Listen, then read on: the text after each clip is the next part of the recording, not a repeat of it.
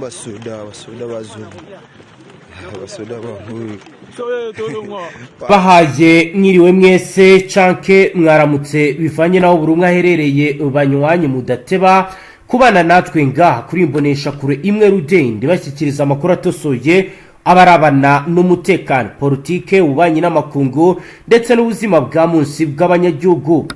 Turi ku mutaga ho kuri uyu munsi wa mbere w'indwi kwigenekerezo rya 29 Kigarama 2025 tugiye kurabira hamwe ibiriko birabera mu buseruko bwa leta yaranira intwaro rusange ya Kongo ndetse no mu karere. Turibanda cyane ku makuru akomeye arabana n'umutekano politike ndetse n'ububanyi n'amakungu. Turaza kwabwira ibiri kubera ibaraka ahakomeje kugaragara ihungabana ry'umutekano muke hagati ya M23 ndetse n'igisirikare cya leta ya Kongo. Ibintu ntabwo byifashe neza. Roko informers ziragaragaza ibikomeje kugenda biba ndetse nuko agahinda gakomeye. Umwe yambwiye uti biteye agahinda kenshi cyane kwigenekerezo rya 28 Kigarama 2025 hagati ya saa 8:10 na saa 8:15 za mu gitondo. Umutekano wahungabanye cyane muri ibi bice mu mujyi wa Baraka uherereye muri teritwari ya Fizi mu majyepfo, aho kuri ubu nakubwira ko abagabo baje bitwaje intwaro bagavye igitero cy'ubujura badukorera ubugome bajya no mu bindi bice bitandukanye. Uyu ni umuturage uri Baraka. Ni mu gihe kandi Roko informers zikomeza kugenda zigaragaza ibikomeje kugenda bigaragara. Umwe yagize ati ndi mu bagizweho ingaruka n'ibikorwa by'ubugizi bwa nabi barashe mu kirere kugira ngo badutere ubwoba. Nge n'abaturanyi banje bafunze zimwe mu nzugi n'iminyururu mbere yo kudusahura. Birababaje kandi biteye agahinda kubona ibintu nk'ibi biba ahantu hagenzurwa n'igisirikare cy'igihugu.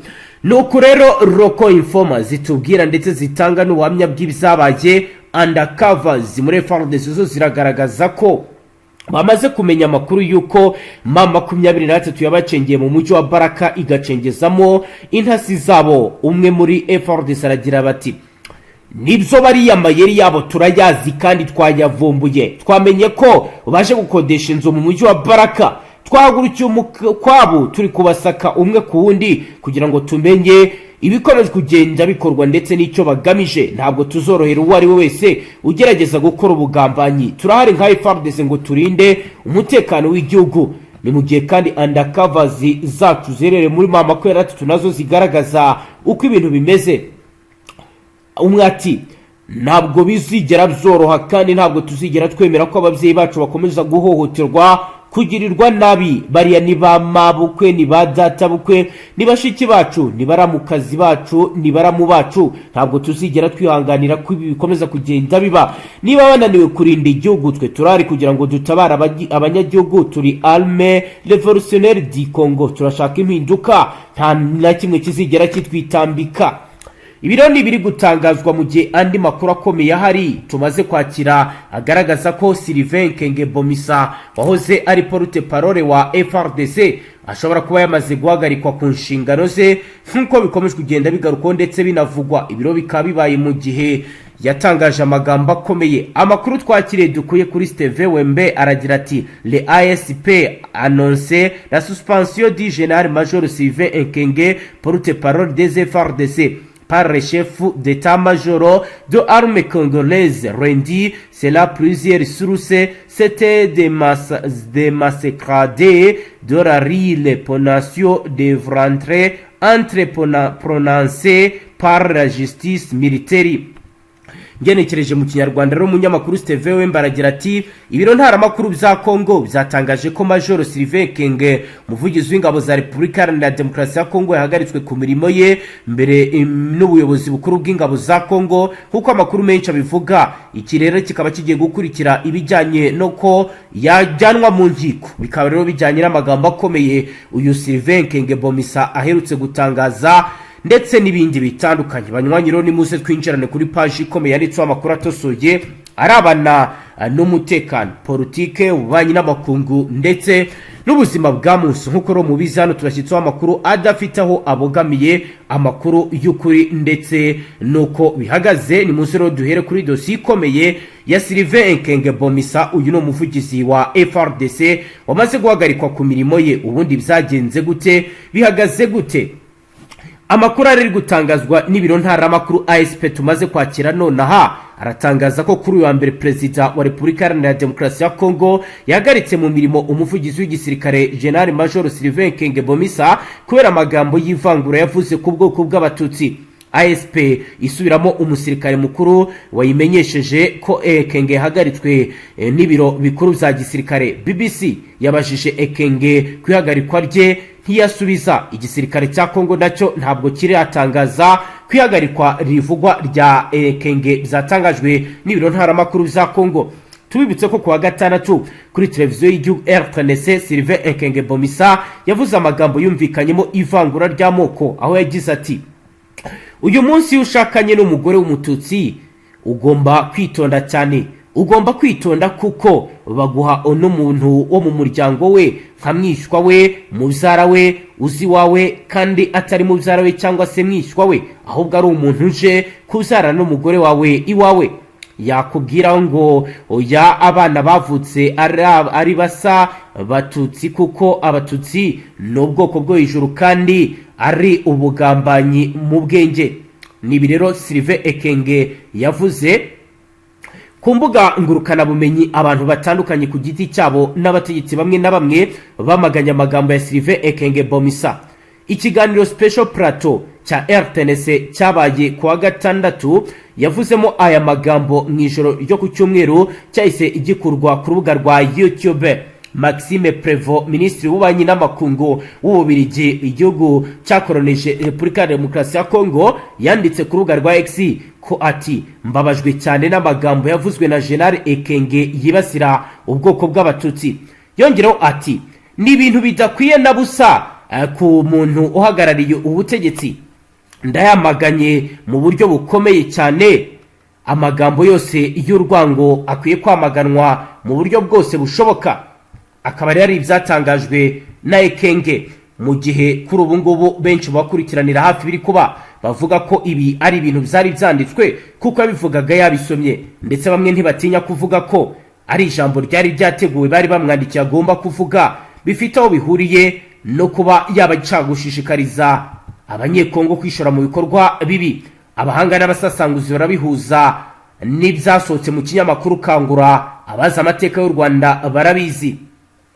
Umutwe wa FUS watangaje ko mu cyahindura umututsikazi ikimenyetso cy'umwanzi, ubutegetsi bwateguye ubugome mu ntekerezo z'abantu bufite ingaruka mbi.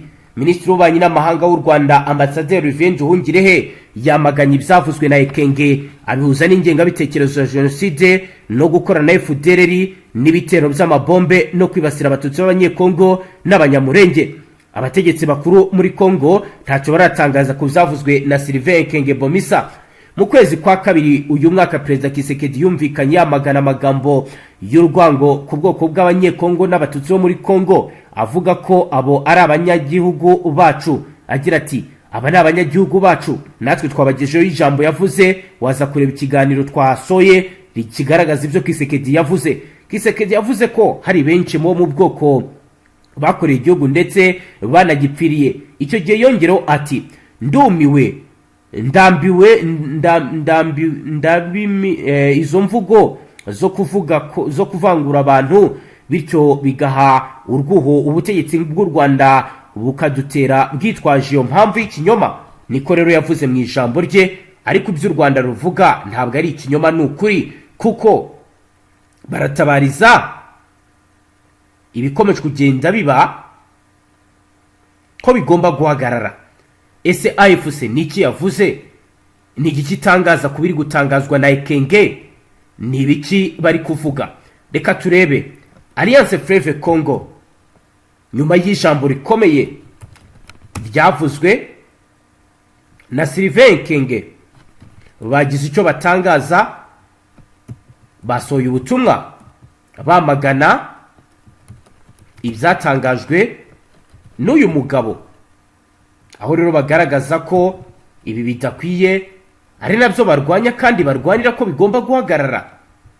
Nk'uko bigaragara mu nyandiko zitandukanye ziri gusakara ku mbuga nkoranyambaga, benshi baravuga ko Ekenge agomba gutabwa muri yombi agakurikiranwa ku ruhando mpuzamahanga.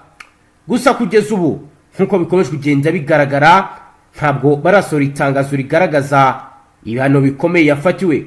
Gusa benshi mu bakurikiranira hafi bimaze iminsi biba baravuga ko iki ari ikimenyetso gikomeye kigaragaza ko ibyatangajwe ndetse n'ibikomeje kugenda biba mu gihe bitafatirwa ingamba zikomeye bishobora gukomeza gutuma benshi mu bakurikiranira hafi biri kugenda biba babona ko Kongo yo ubwabo itazigera na rimwe ijya mu murongo mwiza mu gihe yaba ifite abantu bafite intekerezo nk'izi zivangura. Ibi rero kandi bikaba bigaragaza ko imiryango mpuzamahanga igomba guhita ihaguruka, ndetse benshi bakavuga ko ibi mu gihe bitatangirwaho igihano cyangwa se uyu mugabo yarekwa bishobora gutiza umurindi imvugo z'urwango zikomeje kugenda zibibwa na bamwe mu bafite ijambo rikomeye bakabaye bafatiye mbere mu kurangiza ibibazo. Kuko rero bigaragara mu byanditswe na AFC, amagambo yatangajwe n'umuvugizi w'ingabo za Repubulika Iharanira Demokarasi ya Kongo aragaragaza icyerekezo giteye impungenge zikomeye. Ntibikiri ngombwa kuvuga ko aya ari amagambo yihariye cyangwa se amagambo twavuga ko ari aho gusa, ahubwo ntibiteye inkeke. Ntibiri ngombwa kuvuga ko ari amagambo yihariye cyangwa se amakosa yavuzwe atagambiriwe. Ibirimo kuba muri Repubulika Iharanira Demokarasi ya Kongo muri iki gihe biragaragaza nko kugambirira bwa nyabwo kwamagana abatutsi, ndetse ibi bikaba bikomeje gushyira hanze ibijyanye n'urwango rukomeye leta ya Kongo ibafitiye. Iyo ubutegetsi bwemeye ko amagambo asebya akanashyira mu kaga itsinda ry'abantu bose akwirakwira, cyane cyane abagore n'abana, ntibiba bikiri ukwirengagiza, biba ari ubufatanyacyaha bwa politike. Urwango rwo kwanga abatutsi ntirukomeje kuba rwakihanganirwa nk'uko abasasanguzi babigaragaza. Ese ni iki abasesengura bya politike batangaza? Ni iki bagaragaza ku biri kubera muri Kongo? Ndakubwira ko Repubulika Iharanira Demokarasi ya Kongo iri gukomeza kwinjira mu bihe by'impungenge zikomeye bitewe n'ikwirakwira ry'imvugo zimwe na zimwe zigaragara mu ruhame mu rwego rwo mu bitangazamakuru. Abasesenguzi baremeza ko zatangiye gufata indi sura, ndetse n'imvugo zihembera urwango zikaba zikomeje kugenda ziba nyinshi. Ibi rero biri kuba mu gihe igihugu gihanganye n'ibibazo bikomeye by'umutekano, politike n'ubukungu, bigatuma izo mvugo zitangwa nk'inkomyi nk'urugendo rwo kubaka ubumwe n'ubwenegihugu, byose bikaba bisubira inyuma bijyanye n'ibiri gutangazwa. Abasesenguzi ba politike n'abakurikiranira hafi ibibazo by'umutekano baragaragaza ko imvugo zimwe na zimwe zitangwa n'abayobozi ku rwego rwo hejuru zigenda zishinja itsinda ry'abatutsi bo muri Kongo ibikorwa by'ubugambanyi cyangwa guhungabanya igihugu. Kuri bo iyi mvugo irenze kure ibisobanuro bya politike y'umutekano isanzwe, ahubwo ikaba ishobora gufatwa nk'uburyo bwo gushaka ibisobanuro byoroshye ku bibazo bigoye mu gihe hamaze kunyuraho igihe kirekire. Inzobere mu by'uburenganzira bwa muntu ziremeza ko gupfobya itsinda ry'abantu runaka, kurishinja mu buryo rusange no kubangamira ikiremwa muntu ari intambwe ikomeye iganisha ku ivangura n'ihohoterwa rishingiye ku moko. Iyo mvugo nk'iyo iyo ikwirakwijwe n'inzego za leta cyangwa igahabwa umwanya munini mu itangazamakuru rya leta, ishobora guhinduka politike itaziguye ifite ingaruka zirambye ku mibereho n'umutekano w'abaturage. Mu rwego rw'akarere, amateka y'ibiyaga bigari aragaragaza ko imvugo zihembera urwango kenshi ziba intangiriro y'amarorerwa akomeye. Ibyabaye mu bihe byashize biragaragaza ko iyi mvugo yinjira muri politike yo kugira ngo ibangamire uburenganzira bwo kwigishwa no gusakaza. Imbibi z'ubwitonzi zirarengwa, bigasiga inzego z'igihugu zitagira ubushobozi bwo gukemura ihohoterwa nk'iri rikabije. Ku rwego mpuzamahanga, amajwi atandukanye akomeje gusaba leta ya Kongo kwitandukanya n'imvugo zisebya cyangwa se zigamije guheza itsinda iryo ari ryo ryose no kongera kwiyemeza kubahiriza amahame mpuzamahanga arengera uburenganzira bwa muntu. abafatanyabikorwa bayo mu by'umutekano n'iterambere bemeza ko ubumwe bw'igihugu ubwenegihugu butavangura n'imiyoborere bishingiye ku butabera ari byo nkingi z'umutekano urambye. Abasesenguzi baraburira ko iyi mvugo ihindutse intwaro ya politike igihugu gihungabana byihuse, haba mu mutekano, mu miyoborere no mu mubano wacu n'amahanga. Guhagarika uru rugendo bisaba ubutwari bwa politike, kugarura inshingano n'ubwigenge z'ibitangazamakuru no guhitamo inzira y'ubumwe n'amahoro mu kwigisha abaturage kwirinda urwango. Mu gihe leta ya Kongo ikomeje gushakisha ibisubizo ku bibazo byugarije amahitamo arakorwa uyu munsi ku mvugo zikomeje kugenda zigaragara, biragaragara ko ni urugendo rukomeye kandi rurerure rugomba kuba rwakitabwaho. Si ibyo gusa rero, ibikomeje kugenda biba ndetse n'ibikomeje kugenda bikomera biragaragaza ko ibintu bitameze neza. Reka tujye ibaraka. Barashinja Fardc gukorera abaturage ubujura burimo n'ubugome. Abaturage rero bakaba bavuga ko bababajwe bikomeye no kuba bahemukirwa n'abari bashinzwe kubarinda. Urugero rwa hafi ni ibyabaye mu ijoro ryo ku itariki ya 28 z'ukwezi kwa 12 hagati y'isaha ya saa 8 ndetse n'isaha ya saa 8 n'igice za mu gitondo. Umutekano warahungabanye bikomeye mu mujyi wa Baraka uherereye muri teritwari ya Fizi mu ntara ya Kivu y'Amajyepfo, aho abagabo bitwaje intwaro bagabye igitero cy'ubujura n'urugomo mu bice bitandukanye by'uyu mujyi. Nkuko bizatangajwe n'abatangabuhamya, abo bagabo binjiye mu ngo z'abaturage n'amaduka yo mu duce twa Majengo ya kabiri na Kibonjwa bakoresheje ubugome bukabije n'iterabwoba. basahura ibikoresho by'agaciro birimo amatelefoni n'ibindi bikoresho by'ingenzi nkuko babigaragaza. Baraka kuri ubu ifatwa nk'icyicaro cy'agateganyo cy'intara ya Kivu y'Amajyepfo ku rwego rwa leta ya Kinshasa, nyuma y'uko umutwe wa FUC ufashe umujyi wa Bukavu na Uvira. Imihindagurikire y'umutekano yatumye Baraka ihangirwamo n'imitwe itandukanye irimo Wazarendo n'ingabo za Fardc na FDLR ndetse n'ingabo z'u Burundi. Ibintu byarushijeho kongera urujijo mu micungire y'umutekano. Abaturage benshi bavuga ko bakoze ubu bujura bari bambaye imyambaro ya gisirikare ya Fardc kandi bitwaje intwaro, bakaba barakoresheje ayo mahirwe mu gutera ubwoba abaturage no kubategeka gufungura imiryango y'amazu yabo. Umwe mu baturage yagize ati, ndi mu bagizweho ingaruka n'ibi bikorwa, barashe mu kirere kugira ngo badutere ubwoba. Nje n'abaturanyi banjye bafunze zimwe mu nzugi n'iminyururu mbere yo kudusahura. Birababaje kandi biteye agahinda kubona abo twizeraga ko baturindira umutekano aribo bari kuduhemukira. Amakuru akomeje guteza impungenge ku rwego mpuzamahanga, aho amashyirahamwe aharanira uburenganzira bwa muntu n'abasasanguzi b'umutekano basaba iperereza ryigenga kandi ryimbitse kugira ngo hamenyekane abakoze ibi byaha n'inzego zabigizemo uruhare ndetse n'ingamba zihuse zo kurinda abasivili mu mujyi wa Baraka ndetse no mu bindi bice by'uburasirazuba bwa Repubulika Iharanira Demokarasi ya Kongo byubahirizwe. Ariko ibi byose ntabwo biri gukorwa mu buryo bwiza kandi byizewe. Mu yandi makuru hari igisirikare cya Repubulika Iharanira Demokarasi ya Kongo cyatangajwe gifite umugambi wo kongera gusubira muri Uvira, umujyi uherereye mu ntara ya Kivu y'Amajyepfo. Ibiro bikaba bibaye nyuma y'uko umutwe wa M23 wari umaze gukura ingabo zawo muri uyu mujyi, ariko ugasaba Fardc n'imitwe yitwaje intwaro ko batagomba kuwukandagiramo. Itangazo rya Fardc ryahise ritera impungenge ku rwego mpuzamahanga, cyane cyane mu bijyanye n'umutekano w'abasivili w'ejo hazaza n'amahoro muri aka gace kamaze igihe kinini karangwamo intambara z'urudaca, ivogerwa rikabije ry'uburenganzira bwa muntu. Amakuru aturuka mu baturage ba Uvira aragaragaza ko nyuma yo gukurwa kw'ingabo muri uwo mujyi habaye ituze rigereranywa n'ihumure nyuma y'igihe kirekire cyaranzwe n'ihohoterwa, ubwicanyi, guhungabanya ubuzima bw'abaturage ndetse n'ibindi bitandukanye. Abaharanira uburenganzira bwa muntu baragaragaza impungenge z'uko uku gusubira kwa Fardc muri Uvira mu gihe hatarashyirwaho ingamba zisobanutse kandi zizewe zo kurinda abasivili no kubahiriza amategeko mpuzamahanga agenga intambara bishobora kongera kuzahaza umutekano no gusubiza aka gace mu bijyanye n'umwuka w'intambara. Mu gihe impungenge zitandukanye zikomeje guhangana n'amagambo n'ubundi akomeje kugenda avugwa n'abayobozi benshi mu bakurikiranira hafi biri kuba, barasaba ko hagomba gufatwa ingamba zikomeye, abaturage bakishyira bakizana, bakaryama bagasinzira, ibikorwa byabo bya buri munsi bigakomeza.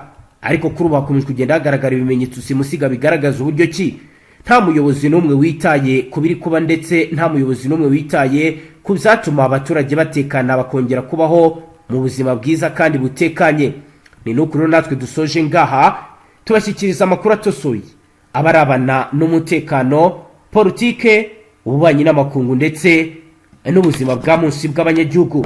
Kuri dukurikiye bwa mbere ufyonde sabone, ntuzongere gucika ukundi n'amakuru ndetse n'ibindi biganiro tubashyikiriza ngaha. Astra Vista.